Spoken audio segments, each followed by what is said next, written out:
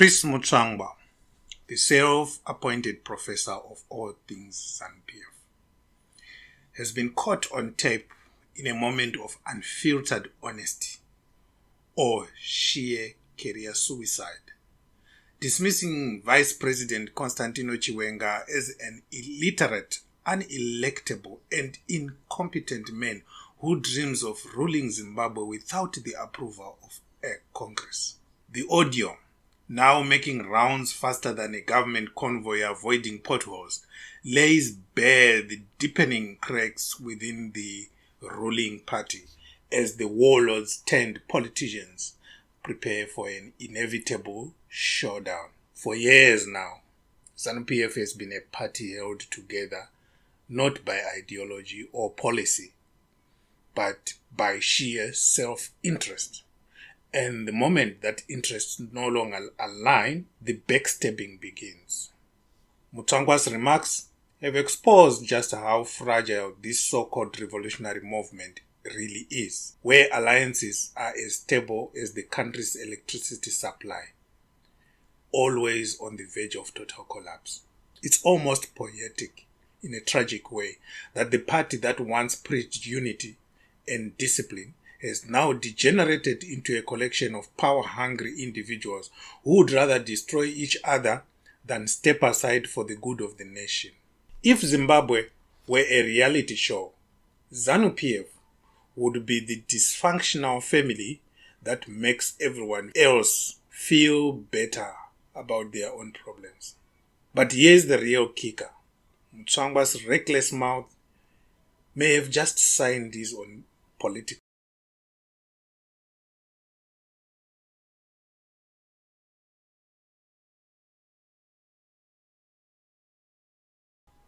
Mutsvangwa, in his signature arrogance, seemed to have forgotten that if political life had an expiry date, his would have ended in 2017 had it not been for the very men he now belittles. It was Chiwenga who flexed his military muscle, removed Robert Mugabe, and handed power to the same Mnangagwa Mutsvangwa faction that is now treating him like yesterday's Sadza. But gratitude has never been a strong suit in Zanu PF. Loyalty lasts only until the next power struggle. It is almost comical how history repeats itself in this party. Once upon a time, Mnangagwa was Mugabe's right-hand man, his most trusted enforcer, the man who would do anything for his leader until he saw an opportunity to take the throne for himself. And who helped him to do it? Chiwenga. Now Chiwenga finds himself in the same position, betrayed by the very people who once depended on him. Mutsvangwa's mistake is not just that he underestimated Chiwenga, but that he overestimated his own importance in the grand scheme of things. 1 minute, you are the loudest voice in the room. The next, you are an irrelevant footnote in the history books. If Mutsvangwa believes he can reshape the political landscape with a few reckless words, then he clearly hasn't been paying attention to how Zanu PF operates. In this party, power is never spoken into existence. It is seized, and it is kept through force, not debate. And if Chiwenga knows one thing, it's how to settle the scores. In the leaked audio, Mutsvangwa ridicules Chiwenga's ambitions to become president, dismissing them as the delusions of a man who has neither the literacy skills nor the political backing to pull it off. According to Mutsvangwa, Chiwenga is a non-starter because Zanu PF Congress would never endorse him, especially given how he treated his ex-wife, Mary Mbayiwa. The irony. A party that has turned Zimbabwe into a poverty-stricken mess suddenly wants to develop moral standards over a divorce case. If Zanu PF truly cared about morality, half of its leadership would have been disqualified from politics years ago. The sheer hypocrisy of it all is laughable. Here we have a party that has looted state resources, rigged elections and brutalized citizens for decades, but suddenly they want to pretend that personal character matters. If that were the case, many of the so-called comrades wouldn't even be fit to run a tuck shop, let alone a country. And let's not even start on the absurdity of attacking Chiwenga's literacy. If the ability to write and read fluently were a requirement for leadership in Zimbabwe, then half of the cabinet would have to resign immediately. This is a party where ministers have difficulty reading prepared speeches, where policy documents are often riddled with embarrassing errors, and where economic plans are drawn up with the same logic as a failed pyramid scheme. But sure, let's all pretend that literacy is the deciding factor here. And speaking of failed schemes, Mutsvangwa might soon realize that his little anti-Chiwenga rant was the worst strategic move of his career. But the real blow came when Mutsvangwa took a swipe at Chiwenga's military credentials. He claimed Chiwenga was conveniently left out of the Democratic Republic of Congo DRC war because, well, he simply doesn't know how to command an army. If true, that would be quite the plot twist. Here is a man who orchestrated a coup, sat at the apex of Zimbabwe's military, and now, according to Mutsvangwa, was just a glorified uniform wearer with no real skills. Someone pass the popcorn, please.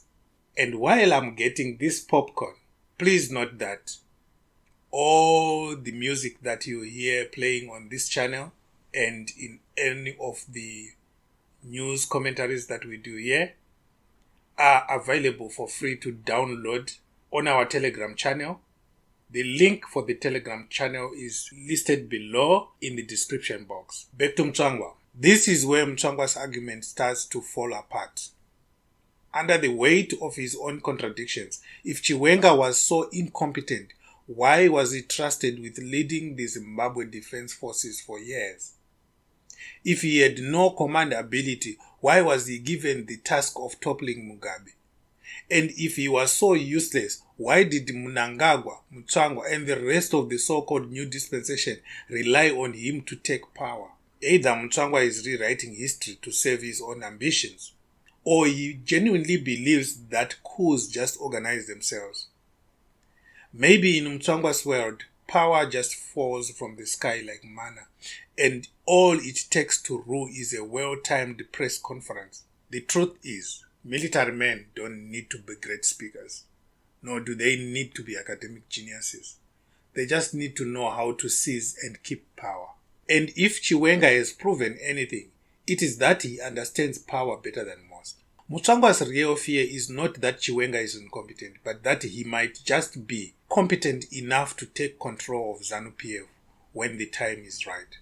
And when that time comes, Mutsvangwa might find himself on the receiving end of the same ruthless political tactics he is now playing with. Of course, this raises a very interesting question. If Chiwenga is so incompetent, what does that say about Mnangagwa, who had to be rescued by the same incompetent man? And what about Mutsvangwa himself? He's been circling the corridors of power for decades, hopping from position to position like a man who can't decide what he wants for lunch. But with his latest attack on Chiwenga, is he trying to position himself as a kingmaker or even the next king? Given his track record of being a professional bootlicker, it would be quite the elevation. Zanu PF is eating itself alive, and this latest scandal is proof that the party has long abandoned the business of running the country. Instead, it has become a Mafia-style organization where loyalty is temporary, betrayal is guaranteed, and the only ideology is raw, unfiltered power. Meanwhile, the economy is in free fall, civil servants are earning peanuts, and Zimbabweans continue to suffer while these geriatrics engage in political brawls. This is the reality of Zimbabwean politics, a never-ending cycle of infighting where the people are nothing more than spectators watching a tragic play unfold. And yet, somehow, these leaders expect to be taken seriously. They speak of progress, development, and stability while they are busy sharpening their knives for each other. It would be hilarious if it weren't so tragic. But before you start feeling sorry for Chiwenga, remember, he is not an innocent victim in all this. As for Chiwenga, Will he retaliate? Will he remind Mutsvangwa that without him, he would still be a powerless former ambassador ranting from exile? Or will he, as always, let his actions speak louder than words?